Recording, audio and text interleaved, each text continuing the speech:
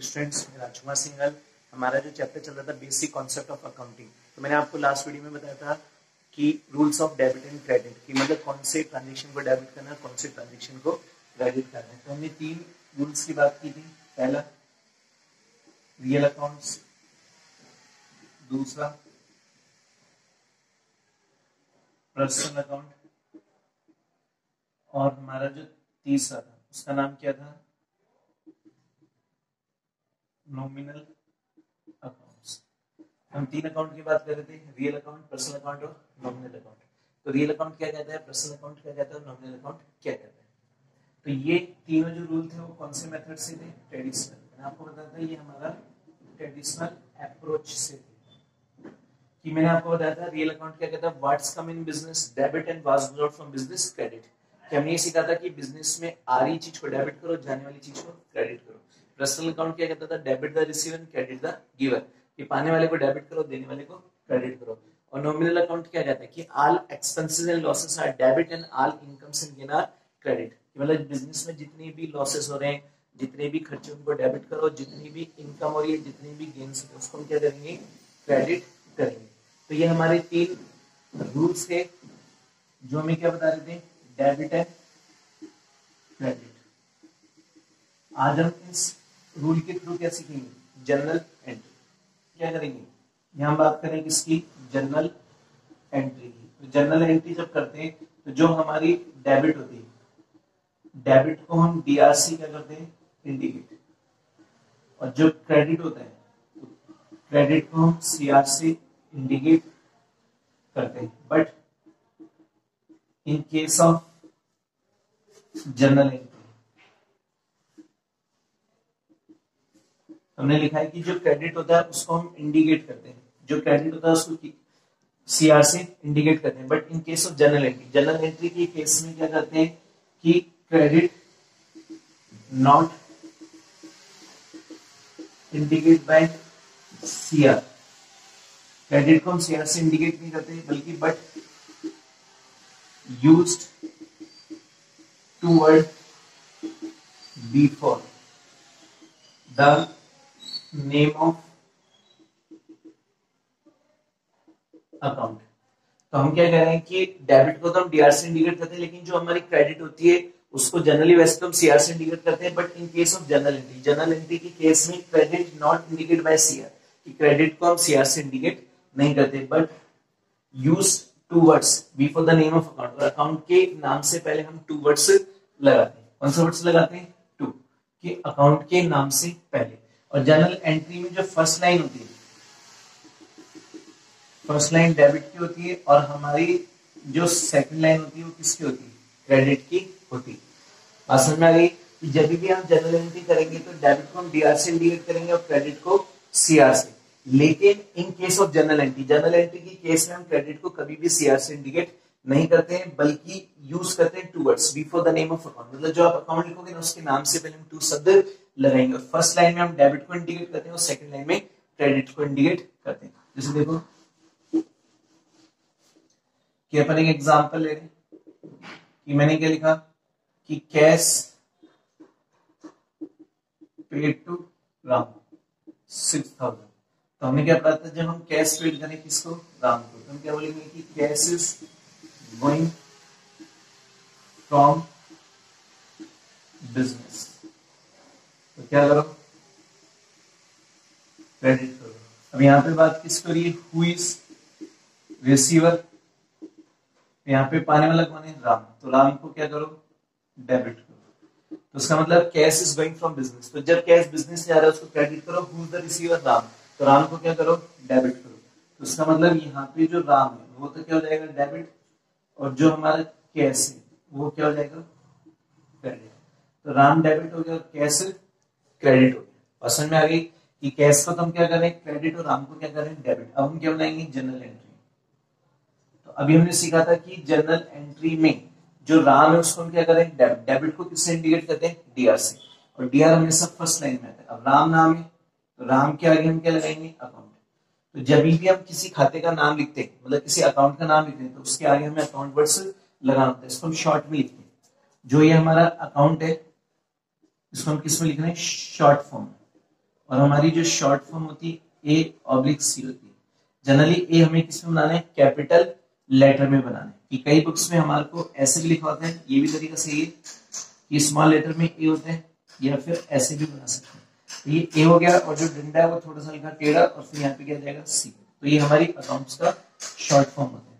तो यहाँ पर हम बात कर रहे थे जनरल एंट्री। तो जब जनरल एंट्री करेंगे तो राम को हम डेबिट और कैश को क्रेडिट कर रहे थे। तो राम को जब डेबिट करेंगे तो फर्स्ट लाइन में डेबिट एंड सेकंड लाइन में क्रेडिट। तो डेबिट को तो हम डीआर से कर रहे थे, लेकिन क्रेडिट को सीआर से इंडिकेट नहीं करते, बल्कि हम किस वर्ड्स का यूज करते हैं, to before the name of accounts.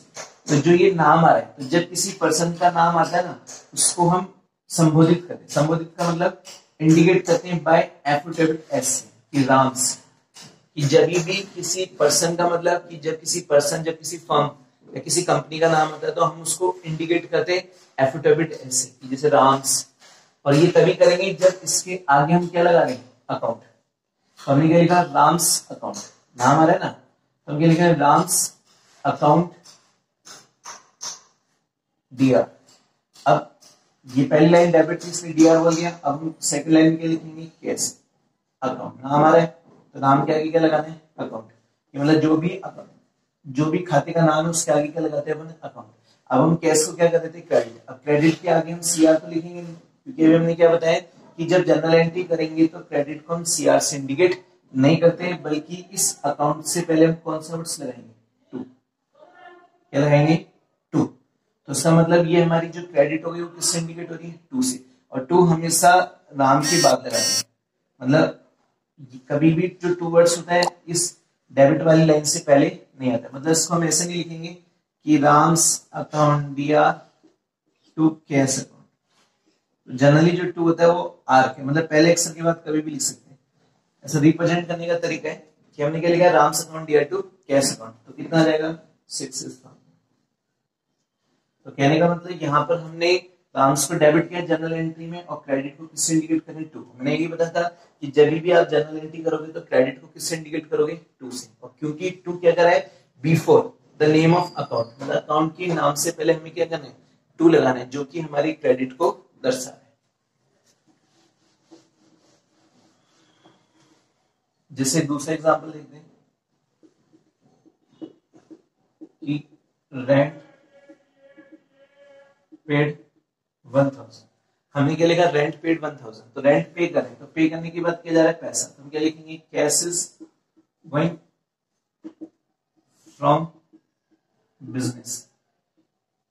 उसका मतलब कैश को तो हम क्या करेंगे, क्रेडिट। अब यहां पर रेंट क्या है, rent is expenses of business. मतलब रेंट बिजनेस की क्या है, एक्सपेंसेस। तो एक्सपेंसेस को हम क्या करते हैं, डेबिट। मैंने आपको बताया था कि जितने भी एक्सपेंसेस या लॉसेस होते हैं उनको डेबिट करो, इसलिए हम रेंट को क्या करेंगे, डेबिट, और कैश को क्रेडिट। तो यहाँ पे हमारा रेंट क्या होगा, डेबिट, और जो हमारा कैश है वो क्या होगा, क्रेडिट होगा। तो एंट्री क्या बनेगी, rent account DR to cash account. क्यों, क्योंकि हमने पढ़ा था कि पहले वाली लाइन को डेबिट करते हैं और डेबिट को हम किससे इंडिकेट करें, डीआर से। और दूसरी वाली लाइन में क्रेडिट लिखते हैं और क्रेडिट को किससे इंडिकेट करें, टू से। और जो भी नाम आएगा उसके आगे हम क्या लगाएंगे, अकाउंट वर्ड्स लगाएंगे। तो जब नाम आ रहा है तो उसके आगे क्या लगा रहे हैं, अकाउंट वर्ड्स लगा रहे हैं। तो ये हमारे को शॉर्ट में लिखना है, डी हमारा बड़ा आएगा और आर इसका रहेगा, उसके आगे क्या लगाना होता है, डॉट। तो हमने क्या लिखा, rent account DR to cash account. तो उसका मतलब कितने का रेंट पे किया था, 1,000 का। 1,000 ऊपर आ जाएंगे और 1,000 नीचे। और समझ में आ गई। तो उसको हम क्या बोल रहे हैं कि rent account DR to cash account. ये रेंट डेबिट क्यों करें, क्योंकि रेंट बिजनेस के लिए एक्सपेंसेस है, और कैश क्रेडिट क्यों करें, क्योंकि कैश बिजनेस से जा रहा है। तो ये तो हमने रूल सीखे थे। अब उस रूल को हम क्या कर रहे हैं, उस रूल से जो हमने डेबिट एंड क्रेडिट सीखा था उससे जनरल एंट्री बना रहे हैं। तो जनरल एंट्री में क्या होता है कि डेबिट को तो डीआर से और क्रेडिट को सीआर से। लेकिन जनरल एंट्री के केस में क्रेडिट को हम सीआर से इंडिकेट नहीं कर रहे, बल्कि नाम से पहले क्या लगाते हैं, टू वर्ड्स लगाते हैं। तो एंट्री क्या बनेगी, rent account DR to cash account. क्योंकि जो डीआर वर्ड्स होगा फर्स्ट लाइन में आएगा, जो सीआर वर्ड्स होगा वो सेकंड लाइन में आएगा। तो ट्रांजेक्शन क्या बना, rent account DR to cash account.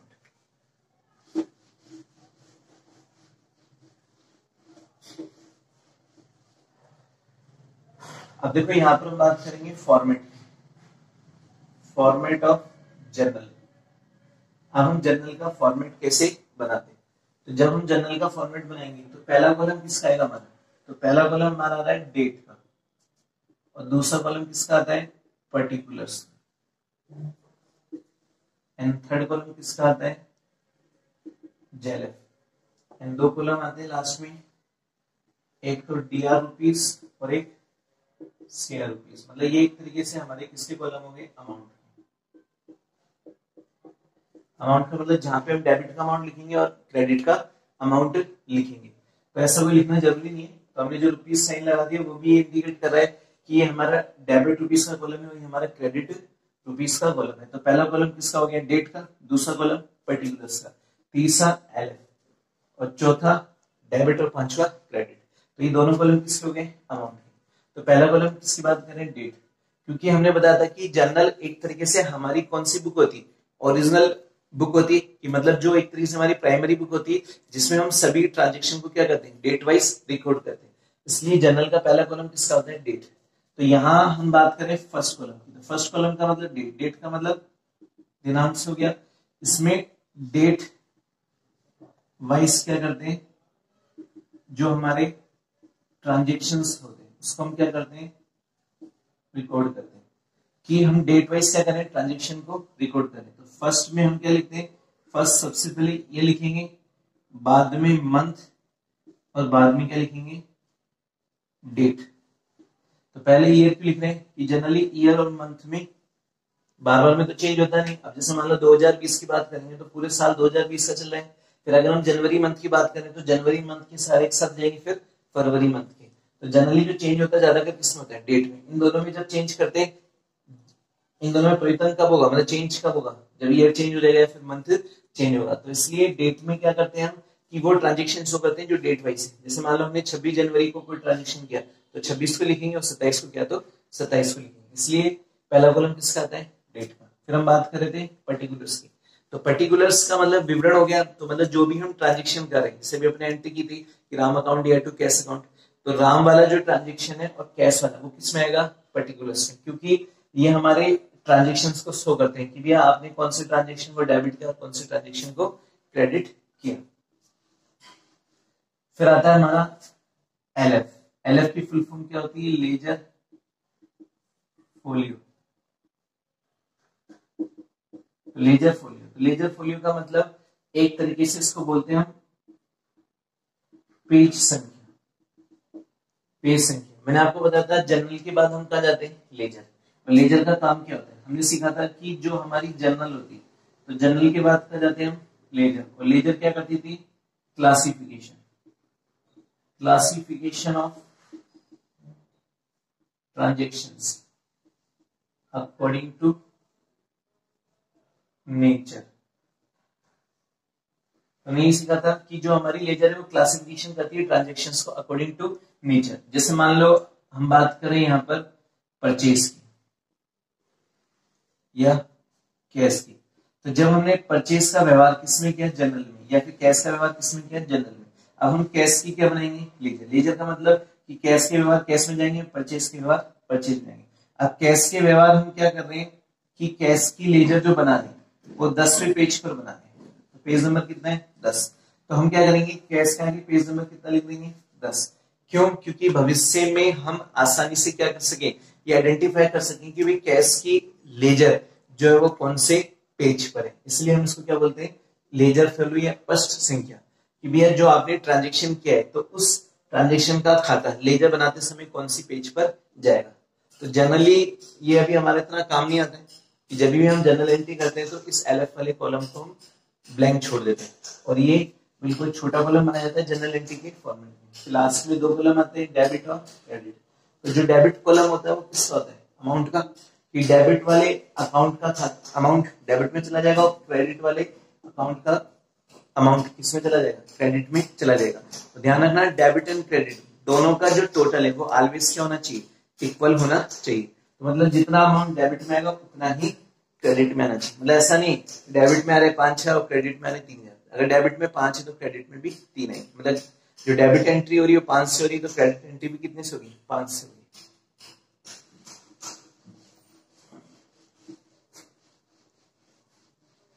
अब देखो यहाँ पर हम कुछ एग्जाम्पल की बात करेंगे। उसको फिर हम किसमें रखेंगे, जनरल एंट्री में। जैसे हम बात करें 2020 अप्रैल 1, तो अप्रैल 1 में हमने क्या लिखा कि बिजनेस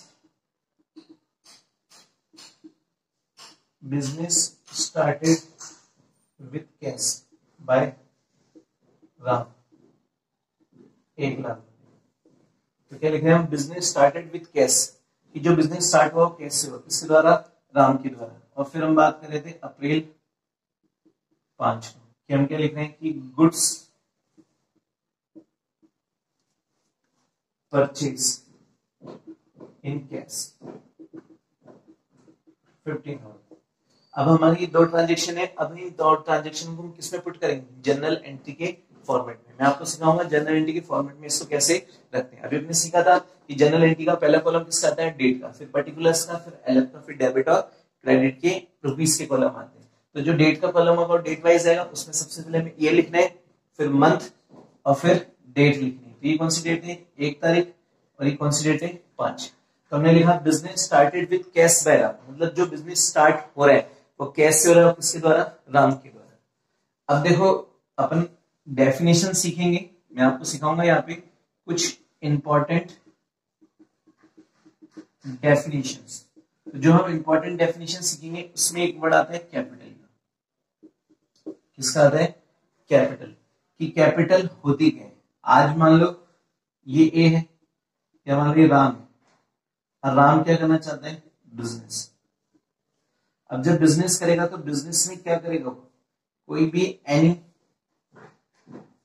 अमाउंट हो गया, या कोई भी गुड्स हो गया, या कोई भी असेट्स क्या करे, बिजनेस में इन्वेस्ट करे, उसी को हम क्या बोलते हैं, कैपिटल। कि कैपिटल का मतलब क्या होता है कि एनी अमाउंट या एनी असेट्स या goods invested by the owner for business purpose, तो इस कॉल्ड क्या कहलाती, कैपिटल कहलाती। अपन इसकी डेफिनेशन पढ़ेंगे प्रॉपर, तो हम एक सिंपल वे में बता रहे हैं। तो उसी तरह क्या हो रहा है कि जब राम बिजनेस स्टार्ट कर रहा है तो राम बिजनेस में क्या लगा रहा है, पैसा लगा रहा है, कितने लाख, 1,00,000। तो क्या हो गई, कैपिटल हो गई। तो हमारा ये वाला जो ट्रांजेक्शन है वो कैसे बनेगा कि स्टार्टेड बिजनेस विथ कैश, तो हम क्या लिख रहे हैं, स्टार्टेड बिजनेस विथ कैश। तो जब बिजनेस स्टार्ट करें तो कैश से करें, तो बिजनेस में क्या रहा है, पैसा, तो हम क्या लिखेंगे, कैश इज कमिंग, इसको हम क्या कर देंगे, डेबिट। अब यहां पर कह रहा है कि who is giver, who is giver, Ram. देने वाला कौन है, राम। तो वैसे तो हम राम को क्या करते हैं यहाँ पे, क्रेडिट, क्योंकि हमने पढ़ा है कि जो भी देता है तो देने वाले व्यक्ति को क्रेडिट करो। तो who is the giver, Ram है, तो राम को क्या करेंगे, बट यहां पे Ram is giving money as a capital. तो राम बिजनेस में जो पैसा दे रहा है वो एज ए किसके रूप में दे रहा है, कैपिटल के रूप में दे रहा है। और जब राम बिजनेस में पैसा कैपिटल के रूप में देगा तो हमारी अकाउंटिंग क्या बोलती है, कि अकाउंटिंग बोलती है भैया बिजनेस में राम के यहां से पैसा किसके रूप में जा रहा है, कैपिटल के रूप में। इसलिए हम यहाँ पर राम को क्रेडिट ना करके बल्कि किसको क्रेडिट करो, कैपिटल। किसको क्रेडिट करो, कैपिटल को। इसलिए हम यहाँ पर क्या करेंगे, कैपिटल को क्रेडिट करेंगे। तो मतलब इस ट्रांजेक्शन में कैश डेबिट हो गया और कैपिटल क्रेडिट होगी। तो हम क्या लिख रहे हैं यहाँ पे कि कैश डेबिट और कैपिटल क्रेडिट। तो आपकी कैश डेबिट हो गई और कैपिटल क्रेडिट हो गई। तो एंट्री क्या बनेगी कि हमने बताया था जब जनरल एंट्री बनाते हैं तो डेबिट को डीआर से, तो क्या लिखेंगे, कैश अकाउंट डीआर, और जो कैपिटल होगी उसको क्या लिखेंगे, टू कैपिटल अकाउंट, क्योंकि क्रेडिट को हम टू से इंडिकेट कर रहे हैं। तो इसका मतलब पहले वाले ट्रांजेक्शन की एंट्री क्या बनी, cash account DR to capital account. और कैपिटल का मतलब क्या हो रहा है कि कैपिटल का मतलब ये होता है कि व्यापार प्रारंभ करते समय व्यवसाय में जो भी पैसा लगाते हैं या जो संपत्ति लगाते हैं उसको हम क्या बोलते हैं, पूंजी। तो मतलब जो भी हम बिजनेस स्टार्ट करें तो जो भी इन्वेस्ट करेंगे इस क्वालिटी क्या कहलाती है, कैपिटल कहलाती है। और यहाँ पे कैपिटल को क्रेडिट क्यों करें, क्योंकि देने वाला तो राम है लेकिन राम बिजनेस में पैसा एज ए किसके रूप में दे रहे हैं, कैपिटल के रूप में। इसलिए यहाँ पर राम की जगह हम कैपिटल को क्रेडिट करें। हम ऐसे भी लिख सकते हैं Ram's capital account, cash account या टू राम्स कैपिटल अकाउंट। लेकिन जनरली हम राम का नाम नहीं लिख के क्या लिख सकते हैं, कैपिटल। इसलिए हम एंट्री क्या करें, कैश अकाउंट या टू कैपिटल अकाउंट।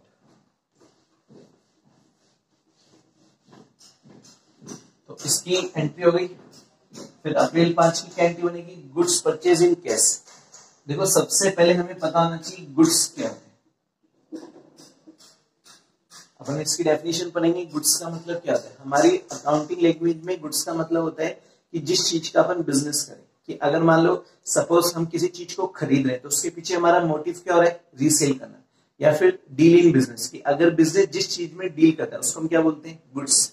या हम जिस चीज को परचेज करें for the purpose of resale, it's called क्या कहलाता है, गुड्स कहलाता है। जैसे मान लो कि ये एक क्लॉथ मर्चेंट है, कि क्लॉथ का व्यापारी है, कि अगर वो क्लॉथ कर रहे हैं, क्लॉथ क्या कर रहे हैं, परचेज कर रहे हैं, तो उसका मोटिव क्या होगा, रीसेल करना। इसका मोटिव क्या हो रहा है, रीसेल करना। क्यों, क्योंकि इसने क्लॉथ को क्यों परचेज किया, कि क्लॉथ को इस पर्पज से परचेज किया ना कि भविष्य में हम इसको क्या करेंगे, बेचेंगे। तो उसका मोटिव रीसेल करना हो गया, तो क्लॉथ इसके लिए क्या होंगे, गुड्स। लेकिन अगर यही बिजनेसमैन फर्नीचर खरीदता है, अगर यही बिजनेसमैन फर्नीचर खरीदता है तो फर्नीचर इसके लिए गुड्स है क्या, नहीं। क्यों, क्योंकि वो फर्नीचर को इस पर्पज से खरीद रहा है कि बिजनेस में वो लॉन्ग टाइम के लिए क्या कर सके, यूज। तो ये इसके लिए क्या मानी जाएगी, असेट्स मानी जाएगी। क्या मानी जाएगी, असेट्स। और जब ये इसके लिए असेट्स मानी जाएगी तो वो कभी भी गुड्स नहीं कहलाएगी। तो कहने का मतलब, गुड्स का मतलब समझ में आ गया कि गुड्स का मतलब होता है कि अगर हम किसी चीज को खरीद रहे हैं फॉर किस पर्पज से, रीसेल करने के पर्पज से, वो हमारी क्या कहलाती है, गुड्स कहलाती है। या फिर हम क्या करें कि बिजनेसमैन जो डील का मतलब purchase and sale, anything is called goods कहलाती है। तो यहां बात किसकी हो रही है, परचेज की। तो हम गुड्स परचेज कर रहे हैं तो इसकी एंट्री क्या बताएगी,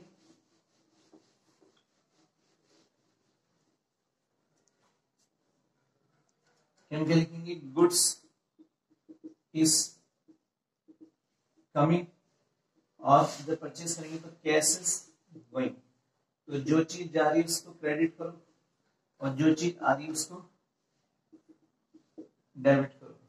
देखो हम क्या लिख देते हैं कि गुड्स इज कमिंग, तो गुड्स को हम डेबिट कर देते हैं, और कैश इज गोइंग, कैश को क्या कर देते हैं हम, क्रेडिट।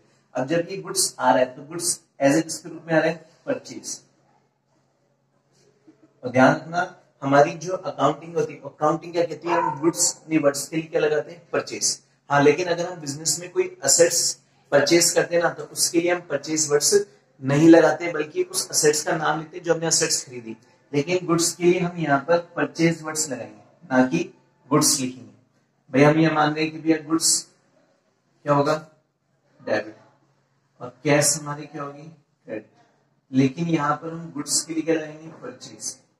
इसके लिए हम किसको डेबिट करेंगे, परचेज को, और यहाँ पे किसको क्रेडिट करेंगे, कैश को। तो इसकी जनरल एंट्री क्या बनी, purchase account DR to cash account. तो इसके हमने जनरल एंट्री क्या बनाएगी, purchase account DR to cash account. तो परचेज को हमने डेबिट किया और कैश को हमने क्रेडिट किया। अब हम बात करेंगे फॉर्मेट की। अब हमें इसको फॉर्मेट में कैसे रखना है, तो मैंने आपको बताया कि पहले वाले ट्रांजेक्शन की इसकी क्या एंट्री बनाई थी, इसकी एंट्री बनाई थी cash account DR to capital account, इस वाले की। और इस वाले की एंट्री क्या बनाएंगे, purchase account DR to cash. अब हमें क्या बनाना है, फॉर्मेट। तो यहां पर हम क्या लिखेंगे, फॉर्मेट ऑफ जनरल। तो जनरल के फॉर्मेट पे रखना है, तो पहला कॉलम किसका है, डेट का, फिर पर्टिकुलर्स, फिर एल, फिर अमाउंट ऑफ। तो यहाँ पे लिखेंगे डेट, फिर आएगा हमारे पास पर्टिकुलर्स, फिर आएगा हमारे पास जेलेफ, ये आएगा हमारा डीआर रुपीज और सीआर रुपीज। एक तो डेबिट रुपीज हो गई, क्रेडिट रुपीज हो गई। अब बात किसकी हो रही, डेट की। तो मैंने आपको बताया था इसमें जो ट्रांजेक्शन होते हैं डेट वाइज रिकॉर्ड होते हैं। तो सबसे पहले हम क्या लिखते हैं इसमें, ईयर। ईयर कितना है, 2020। अभी कॉमन ईयर ऊपर लिख के छोड़ दो। अब बात किसकी होगी, अप्रैल की।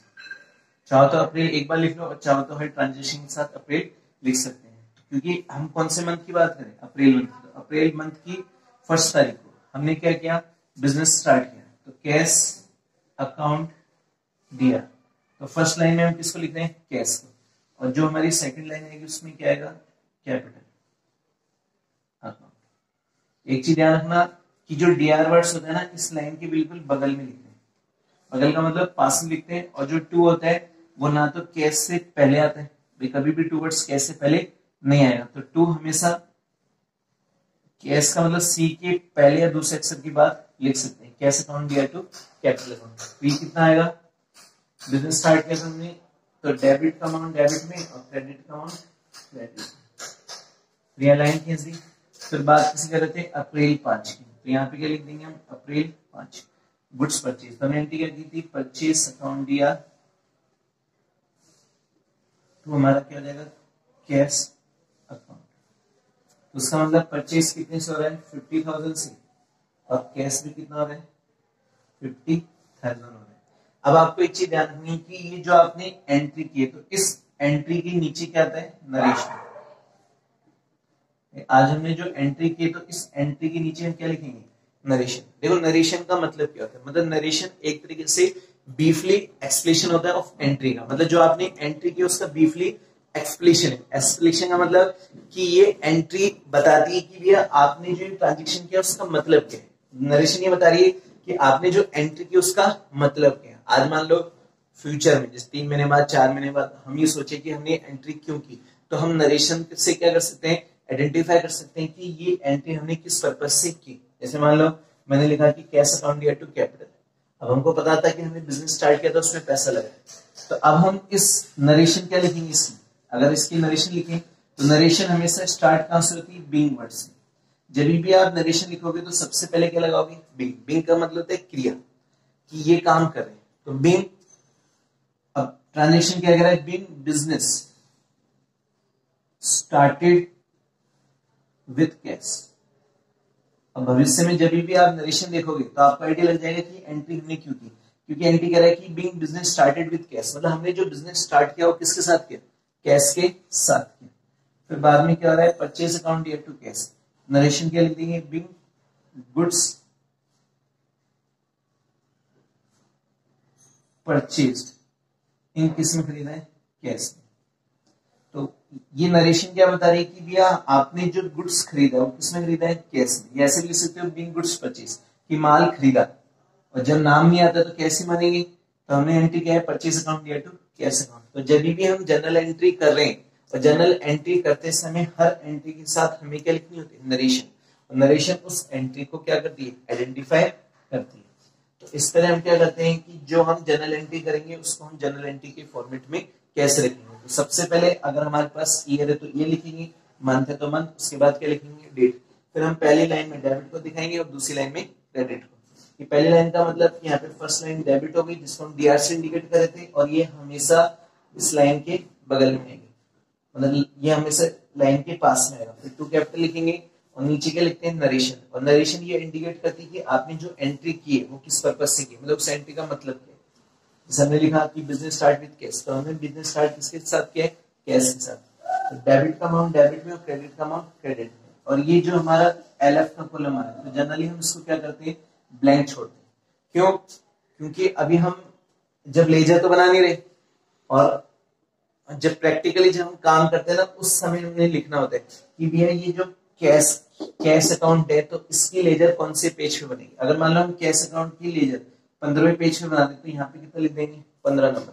तो भविष्य में जब हम देखेंगे कि 15 नंबर क्या है, लेजर को इंडिकेट करा, तो जैसे ही 15वें नंबर पे जाएंगे 15वें पेज पर, तो हम इजीली कैश की लेजर को ढूंढ सकते हैं। नहीं तो हम बहुत सारी जो लेजर्स बनाएंगे उसको ढूंढना पड़ेगा कि कैश की लेजर क्या है, तो पेज नंबर से हम इजीली ढूंढ सकते हैं। इसलिए हम एलएफ की कॉलम में क्या लिखते हैं, पेज नंबर। अभी हमें पता नहीं इसलिए हम इसको छोड़ दें। तो इस तरह हमारा क्या था, जनरल एंट्री का कॉन्सेप्ट था कि जनरल एंट्री करने के लिए हमने रूल सीखे डेबिट एंड क्रेडिट के, फिर जनरल एंट्री का फॉर्मेट देखा और हम एंट्री कैसे बनाते हैं वो हमने सीखी, और फिर उसको हम जनरल एंट्री में कैसे पुट करें। तो ये सारे हमारे क्या थे, प्रोसीजर थे। अब हम कुछ इंपॉर्टेंट डेफिनेशन सीखेंगे जिससे कि हमें क्या धीरे धीरे अकाउंटिंग, जिसको हम बोलते हैं बेसिक अकाउंटिंग टर्म्स, कि हमारी अकाउंटिंग की कुछ बेसिक टर्म्स हैं। जैसे अभी मैंने आपको बताया था कैपिटल क्या है, गुड्स क्या है, तो उस तरह हम क्या करेंगे, बहुत सारी बेसिक अकाउंटिंग टर्म्स सीखेंगे, उसके थ्रू क्या करते जाएंगे, जनरल एंट्रीज करते जाएंगे।